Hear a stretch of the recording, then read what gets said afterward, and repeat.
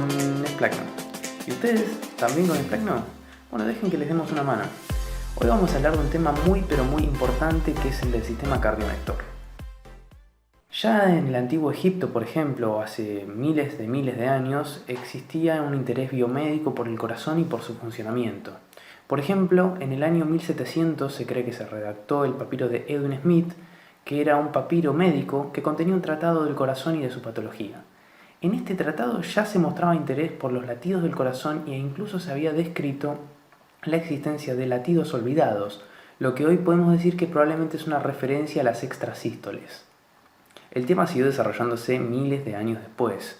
Por ejemplo, el conocidísimo polímata Leonardo da Vinci, que nació en los años 1400, definió el corazón como una maravillosa herramienta creada por el gran maestro, mucho más fuerte que los otros músculos, e incluso se interesó por los movimientos cardíacos y hasta especuló con la posibilidad de que los nervios cardíacos estuviesen involucrados en la producción de los mismos. Recién un siglo más tarde, William Harvey, un médico inglés y la primera persona en describir correctamente la circulación sanguínea, además de otras propiedades de la sangre, se encontraba disecando un corazón de venado en un castillo en Inglaterra. Y notó que el corazón tenía dos movimientos sincronizados pero no simultáneos, los de las aurículas y los de los ventrículos. Otros tantos años más tarde, Antonio Scarpa, el Scarpa que vos conocés y que se te viene a la cabeza en este momento, que era un profesor en una universidad de Italia, un anatomista, publicó un trabajo muy bellamente ilustrado sobre la anatomía del corazón, haciendo énfasis en la inervación del corazón. Y más tarde en esta historia aparece otro nombre que seguramente te suena de otras materias como histología. Además de hablar 13 idiomas, escribir poesía y participar en política, Jan Evangelista Purkinje descubrió numerosas cosas en medicina y en biología. Entre ellas, y relacionado a lo que es sistema cardionector y la historia de su descubrimiento, él notó la presencia de unas células distintas en el miocardio. Al principio él pensó que se trataba de cartílago, por la naturaleza quizás hialina de estas células. Pero más tarde se dio cuenta de que éstas tenían una naturaleza muscular y empezaba a descubrir el correlato histológico de esta cadena de sucesos y de descubrimientos que nos iban a ir llevando cada vez más cerca de lo que es el sistema cardionector, como lo conocemos hoy en día.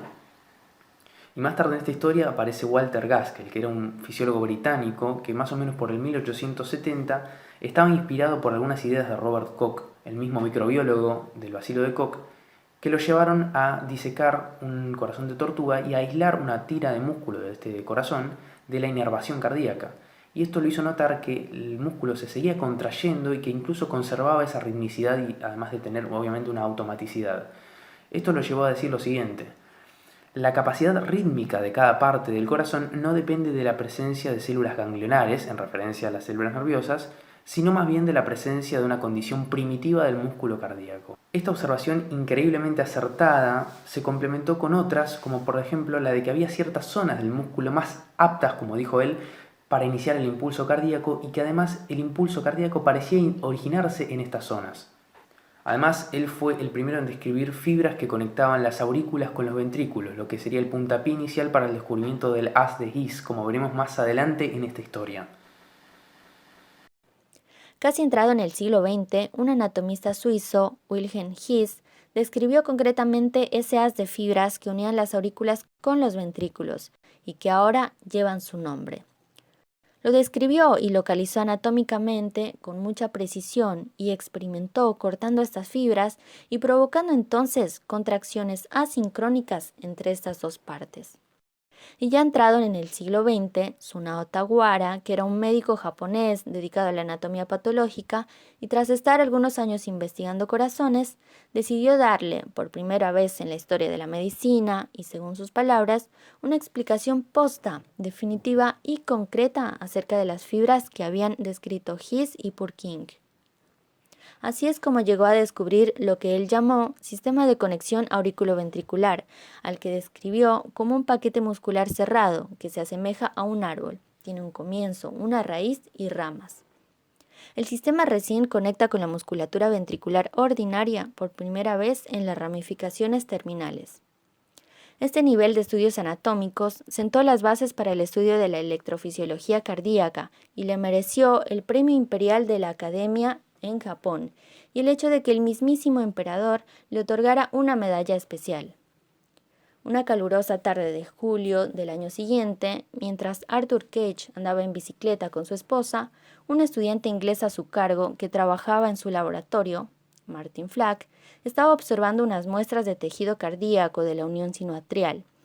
Este fue el momento en el que dio con un descubrimiento que más tarde, cuando Arthur regresara de su paseo, terminaría siendo publicado por el Journal of Anatomy and Physiology. Habían descubierto una estructura inusual en la unión de la vena cava superior con la aurícula derecha en el corazón de un topo. Cage, que había conocido a His años antes, notó que esto era muy parecido a lo que había descrito un año antes Tawara, e inmediatamente le dio la importancia que merecía al descubrimiento. Esto es lo que hoy en día conocemos como nodo sinoatrial, y desde donde sabemos, es, como predijo en su momento Purkinje, donde inicia el impulso eléctrico cardíaco. Esperamos que les haya gustado. Nos vemos en la próxima.